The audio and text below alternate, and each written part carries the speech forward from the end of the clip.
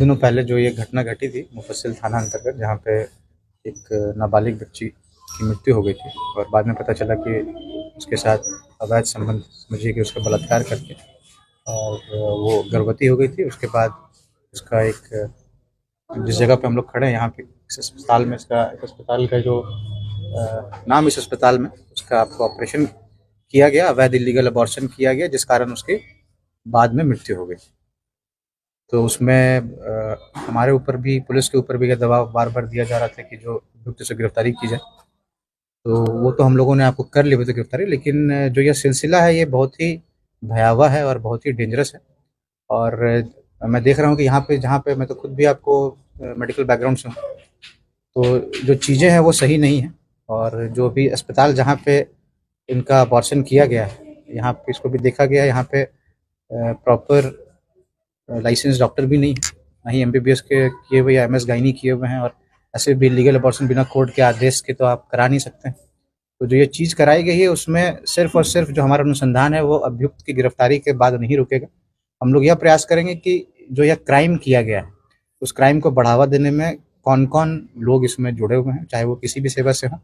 और खास करके जो चिकित्सकों के लिए जो जैको मैथ्यूज का सुप्रीम कोर्ट का, ऑनरेबल सुप्रीम कोर्ट का जजमेंट, उसको भी हम लोग फॉलो करते आ रहे हैं। लेकिन इस केस में जो मुझे अभी तक समझ आ रहा है, इट्स अ प्रॉपर क्राइम। आप उस चीज़ को करने के लिए आप लाइसेंस नहीं है, आप ट्रेंड नहीं है, और आप उस चीज़ को कर रहे हैं। जब आप ऐसी चीज़ें कर रहे हो जहाँ पे आपको पता है कि आप उसके लिए ट्रेंड नहीं है, स्किल नहीं है, और उसके बाद अगर वो घटना घट रही है, that means it is a proper case of 302। तो 302 आईपीसी का ये केस बनता है, मर्डर का केस बनता है। और उसी के तहत जब एसडीपीओ को यहाँ पे भेजा गया तो हम लोग जो अबॉर्टेड फीटस है उसकी बरामदगी का प्रयास कर रहे थे। तो उसके उसी क्रम में यहाँ पे एसडीपीओ के द्वारा आपको भी छापेमारी की गई। और आगे जो अनुसंधान हम लोग करेंगे, तो अगर यहाँ पे जो डॉक्टर्स इसमें इन्वॉल्व हों उनके विरुद्ध भी हम लोग उचित कार्रवाई करेंगे। और जो यहाँ के इंडियन मेडिकल एसोसिएशन है उसको भी बेतिया पुलिस की तरफ से मैं यही अनुरोध करूँगा कि आप लोग थोड़ा आगे आइए और इसमें कुछ बेहतर कार्य करने का प्रयास करिए।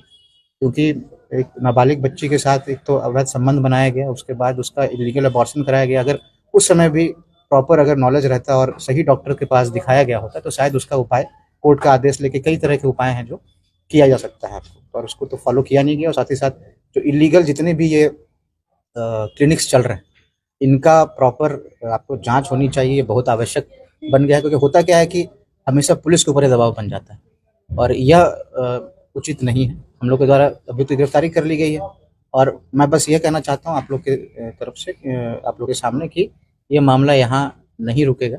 सिर्फ हम लोग अभी तो गिरफ्तारी करके नहीं रुकेंगे, जितने लोग इसमें हैं, क्योंकि जो मर्डर है वो आपको जो जो भी डॉक्टर थे, चाहे वो बीयूएमएस के हों, जो non qualified doctor, unskilled doctor है जिनके द्वारा यह किया गया है, इट्स ए प्रॉपर क्राइम। और हम लोग उसी धाराओं में, संगीन धाराओं में उनके विरुद्ध केस को बिल्ड करेंगे।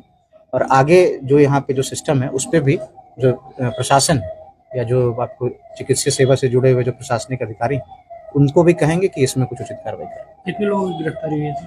देखिए, अभी तो जो मुख्य अभियुक्त थे उसकी गिरफ्तारी की गई है, और यहाँ पे जो नर्स कार्यरत थी, जिनके द्वारा जो महिला है और उनके जो मर गई, जो विक्टिम है, जो मृतक है, और उसकी माँ को यहाँ पे लाया गया था, उसकी हम लोगों ने गिरफ्तारी की। उसी के बाद उनके जो स्वीकृति बयान है उसके बाद हम लोग यहाँ पे आए। कुछ हम लोग को आवश्यक दस्तावेज भी यहाँ पे मिले हैं और कुछ डॉक्टर्स के भी नाम है। तो आगे हम लोग देखते हैं, अनुसंधान करें। ठीक है।